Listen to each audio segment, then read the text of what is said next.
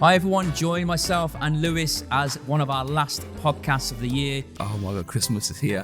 It's a good one. We're talking about November's data, what's happened, some real big numbers that kind of popped up in November. Some landmark numbers specifically to do with the all-time record being achieved. We've hit a big landmark. We looked at the average price per square foot comparing some big cities around the world, and Dubai is by far probably near the bottom. Has it scared people, or has it enthused more people to invest in the Dubai property market? Listen out to some of our thoughts. Okay, so 2024, let's leave with this. Where do you see the Dubai property market? Taking care of business, it's a big one. See you there.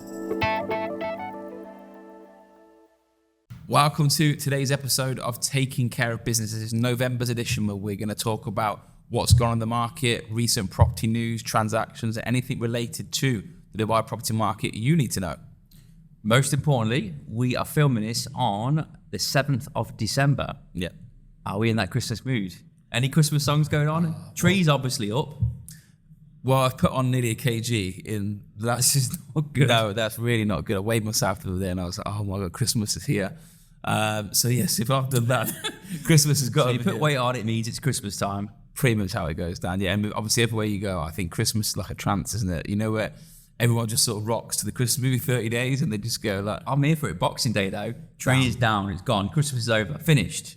I have a rule in the house, there's no tree and there is no music allowed. At that point, every playlist is deleted and tree is down on the 26th. See you next year. See you next year. So we are here today, not to talk about Christmas, we're here to talk about the November's report. So we just recently got all the data from everything that's happening in Dubai for last month. And we've got another report coming out towards the end of this month to summarise all of 2023. Some real big numbers that kind of popped up in November. Some landmark numbers specifically to do with the all-time record being achieved. So I think for some people that's scary because you hear the all-time record for Dubai. It takes you back to 2007? 14. 14 would it be? That was the last highest peak, 14, yeah. Okay, 2004, only 7 years off. And if you look at them peak numbers, Dubai is not the same city. And I think that's probably the biggest thing that I tell to everybody is that if you look at Dubai from 2007, 2014 to 2023, you see the transition of the city with the type of people that are living here, the type of businesses that are opening up, and the type of taxes that are now in place. So, I mean, just to give you a snapshot of some of the stuff, if you look from 2014 to 2023, you have VAT. VAT's been in the country now for 5 years. Yeah, probably about that, yeah. About 5 years. So that's 5% of every goods bought. You have to pay towards the government a fee. And then obviously we now have corporation tax of 9% that come in from January this year. Is that the right January? Well, due actually this year, but our first financial year is January. Okay, fine. So these figures here show you that there is a lot of money being invested into Dubai at the moment from the government, from people living here. So the previous record was just shy of 1,250 dirhams a square foot. That was the previous record average. That was surpassed in November. What do you think the perception is of people out, not just on the floor, but people out in the market when they've read this? I've got my view. Yeah. My personal view is when people have read that, it's perhaps scared a few people that, you know, people have got scars from what happened 7, 8, 9 years ago when we've seen a bit of a decline in the property market. What do you think from when you spoke to people and people read this highline number, we're at the peak? Do you think it scared people? Yeah, because obviously as an investor, no one wants to buy at the top. And there's this perception where they say Dubai is a volatile city and it's a volatile investment. But is it really? You can look at the graph and it shows you that. But if you look at 2014, I always talk about it. It's the double transfer fee that they put in to stop the overheating of the property market and the decrease in loans. Where there's a reason that cycle was done on purpose. Exactly. The slowdown in 2014 was done on purpose by the government. I think fair play to them. Yeah, it works. It works. Yeah. But where we're at today now, the fundamentals are so much different with regards to population. Yeah. You've been harping on it for years and years about people coming to the country, and it's not just anecdotal now. You look at the roads, you look at the numbers, they say over 100,000, more than 100,000 new people coming to the city this year. We've not handed over 100,000 houses. Yeah. I mean, I haven't got the stats in front of me. If it's more than 70,000 houses handed over, I've got the numbers. So less than 50,000 new properties have been handed over in 2023. Less than. so this is the pressure. This is when people talk about the pressure that could grow the property market. it's there, because where do these 50,000 live? They move into country. It's great these launches happening, but these people have to find a home today and for the next 3 years until this house handed over. So even what happened last year, I mean, if let's say 40,000 properties handed over last year, I'm pretty sure more than 40,000 people came to country. So this deficit they're in, Dubai's playing catch up to where there's enough houses, enough people. We're probably a good 5 to maybe 10 years where there's actually enough supply for people if we're going at the same rate with people coming into the country.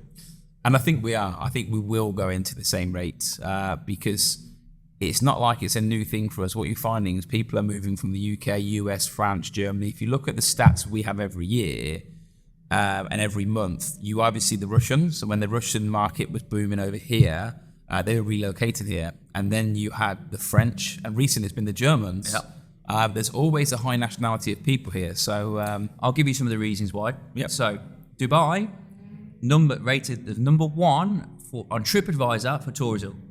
That's just one. Number 2, we're number 8 in the global index. Number 3, we're rated number 1 for expat relocation in general. Yeah. And the last one, COP28, which is just it's just been ongoing recently. It generated over 30,000 new jobs, and that's just to name a few. And what about the 24/7 car race that takes place behind us on Motor City? Yeah, there's lots of car races here. Can you hear that, James, or not? Can you hear it in the speakers? It's the loudest car race ever. I mean, it's exciting. It is exciting. Population numbers. 100,000 people, more than 100,000 people joined Dubai this year, apparently, which is a 3% population increase in growth. But what's really good for me, I like seeing, is over 30,000 new business setups. So what does that mean? New businesses means what? New jobs. Jobs. More jobs mean? More people. More people mean? More homes. They need to buy and who's there to find them homes? We're here. Who are you going to call? Ghostbusters. Exactly. Talk about business setup very briefly. I've talked about it before, and everyone knows what we do. We're very open what we do. We've bought 28,000 square feet of offices. We have a vision that we believe, looking at stats and data, shows that the commercial market and occupancy is going to boom and will continue to boom, and it's putting pressure on commercial landlords.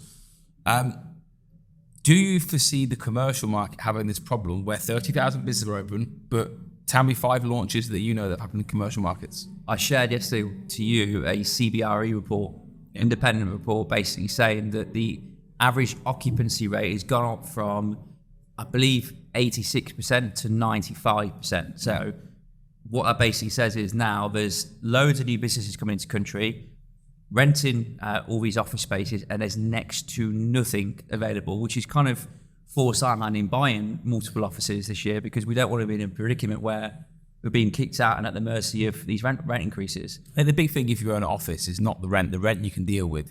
It's the fit out. And if you have to do a fit every 3 years because you're being kicked out, because rents are gone up, that's when it becomes a pain. So owning an office is a long-term vision, isn't it? But to answer your question, there is nowhere near enough office space to cater for all these businesses coming in.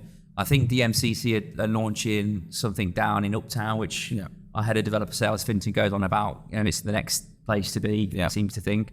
There needs to be more of them, being brutally honest. There needs to be more purpose-built stuff, not just random stuff being built anywhere.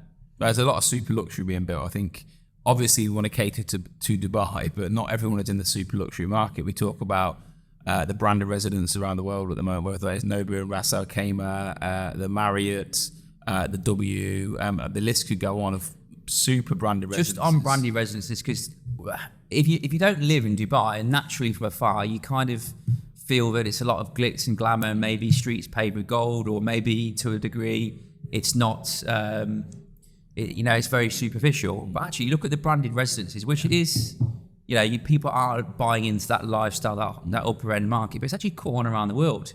You look at Manchester. Yeah. Manchester, there's been a launch, the W have launched recently. So I don't think it's a Dubai thing. I think people in general are prepared to pay for that luxury. I said, I was back in the summer in the UK, and I think it says in the last podcast, I was on the one before, and I said, when I went to London after living in branded residences and going to these places where you pick up your suitcase, you've got your pool, your spa, and your concierge, I went back to London and had our place there, and I love our place there, but when I was there, I was just like, how do I use the pool?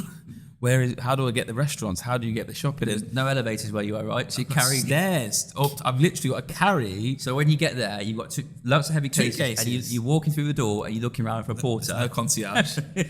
So I do think a lot of people want the plug-in-and-play approach. I think they want to be able to walk in, and not just the apartment, it's the lifestyle that comes with it. Now, you have a place in London handing over in February. Yes, looking forward to it. Why did you buy that? Aside wanted to be close to me. Can't stand you.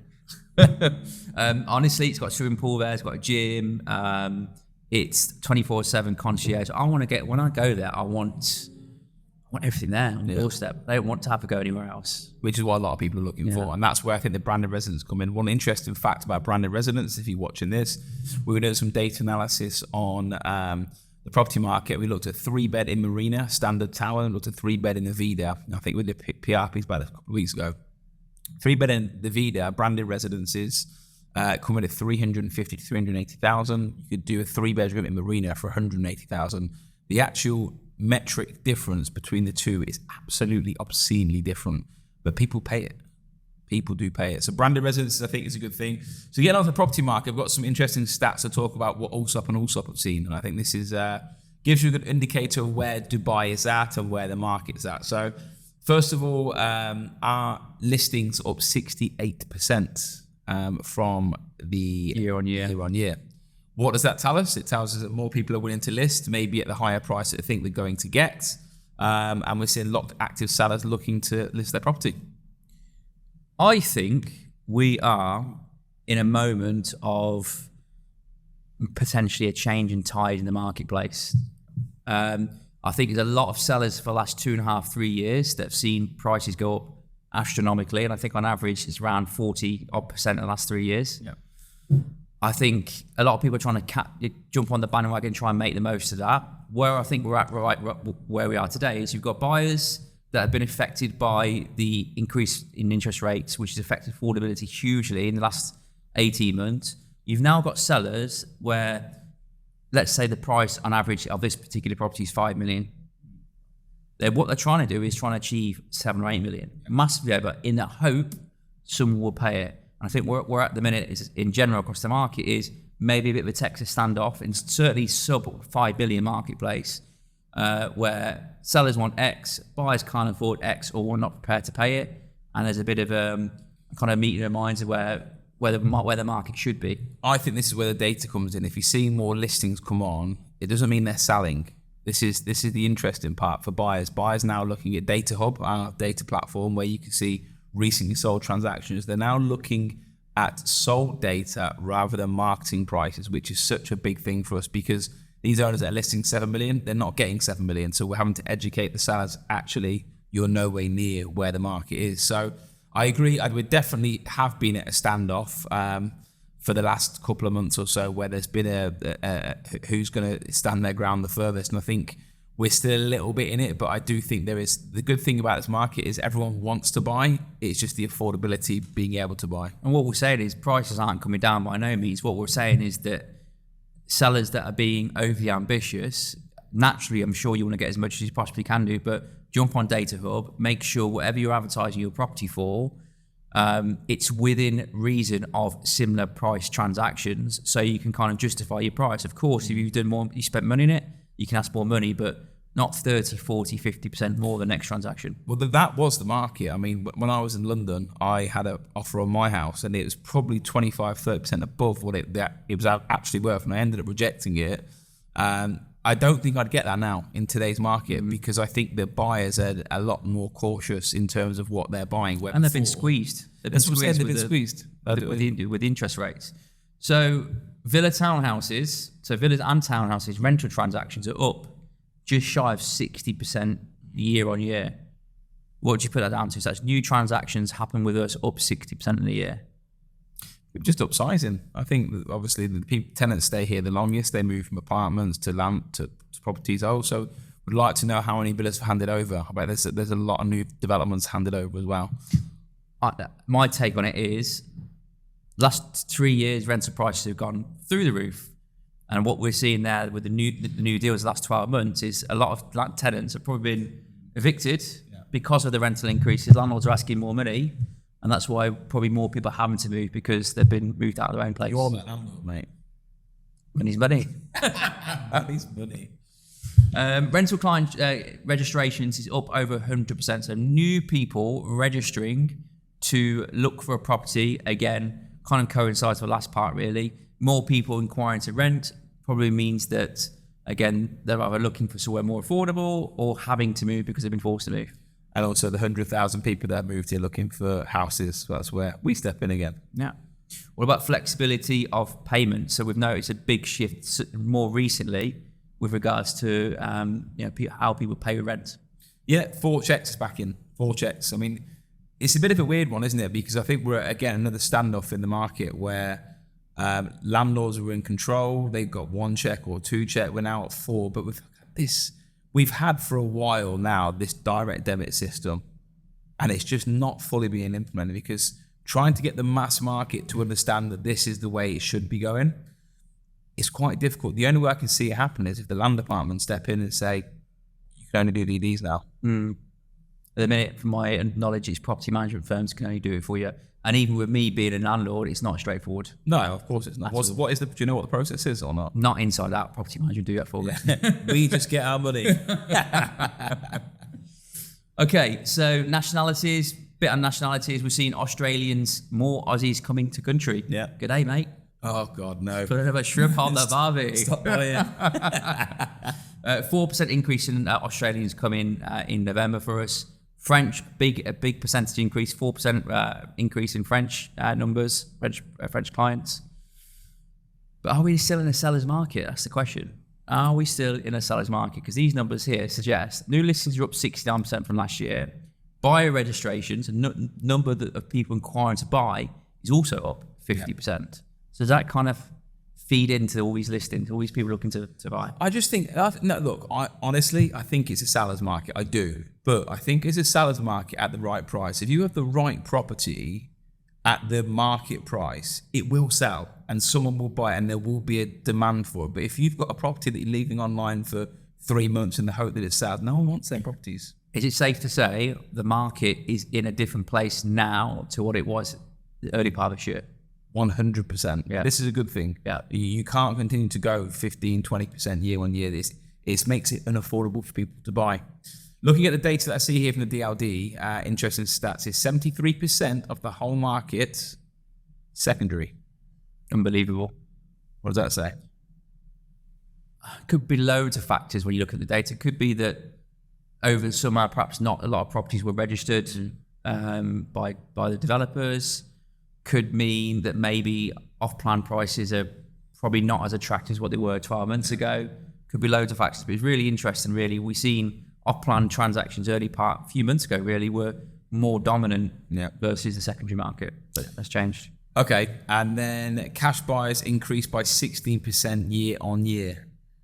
That's to do with the off-plan, or was that just to do? Here comes the money. Here comes the money. The Russian money, and the German money, and the Australian money. Do you know what? Genuinely, I can't remember last time I held a note. Like a note, a cash. Yeah. Okay, so I've got a question for you, really, that's not on script. If you're watching this and they want to know what one of the Allsopp and Allsopp boys are doing with their money at the moment, how are they investing? What's your plan? What are you planning for 2024, the end of the quarter? What do you want to do? Where do you see your money being placed, and how's that gonna work? Branded residences, rental, boring rental, 5%, 6% yields, mixture of off-plan and probably some secondary. So there's a little bit of everything, like a little cocktail going on. That sounds like a nice cocktail. I am still, I don't want to use the word bullish, but I'm still very confident this property market has legs. And even if it's 3, 4, 5% of the year, I think that's great, rather than the dream 15, 20%. Maybe some more office space. What about you? I mean, everyone has different investment goals. My goal is cash flow generation, renting, boring, rent. Office space, definitely, because I think there's legs in that. And again, brand and residence, we're the same people, aren't we? We're exactly the same way too much time. The amount of time during the day, by the way, where we will WhatsApp each other within a second or 2 seconds of each other, and the message is practically the same thing. Okay, so 2024, let's leave it with this. Where do you see the Dubai property market? If you are looking to get in or get out, where is it? I see next year a slowing increase of property price increases. So I think at the minute on average it's rising around 1%, 1.2% per month. I see that slow a little bit next year into 0.8, 0.9 until we start seeing a low bought in inventory. The problem is these developers, and I can tell you firsthand, as someone who's bought a lot of off-plan stuff, these developers never, I don't want to say never, but they are very often they don't deliver on time, and the actual process to get your keys is quite long-winded, it's quite slow. So these 70,000 anticipated handovers next year might end up being 50. Might end up being 50 because they're not quick enough to get them out of doors. So I expect single-digit price increases next year. That can completely change, by the way. If we get to the middle of the year and the interest rates come down, which we expect next year, come down by 1%, 1.5%, chuck my predictions completely out the window. Completely, because explosive. All of a sudden, things are becoming a lot more affordable. Yeah. What are you? Interest rates pending will be an explosive market again. If not, 1 or 2%. What's explosive? In a year? Could be 10% a year? 10, 15%. Honestly, it could be that because you would unlock a lot of people that want to buy. How I forecast it, sellers have to be real and look at sold data over that price, over marketing prices. Buyers will buy if the property's right. I think we'll see more properties coming to market, and agents will have to spend more time showing clients properties rather than having a hot list of people that are just going to take it without it coming online. So be a different property market, but up, down, sideways, there's always transactions to be had. Do you know this disconnect with people's asking price and what something's actually selling for? Do you think this might drive people into the off-plan market because they haven't got the hassle of sellers wanting too much money or messing them around? Because it does happen. I know they're going to wait for it. I think if you look at 76% of the market is secondary. I think there's people that are renting, want to buy, and that's the basics, the core fundamental of the market. People want to buy that are being pushed out of the market for renting at double the rent that they were paying a couple of years ago. So let's see. We looked at the average price per square foot comparing some big cities around the world, and Dubai is by far probably near the bottom.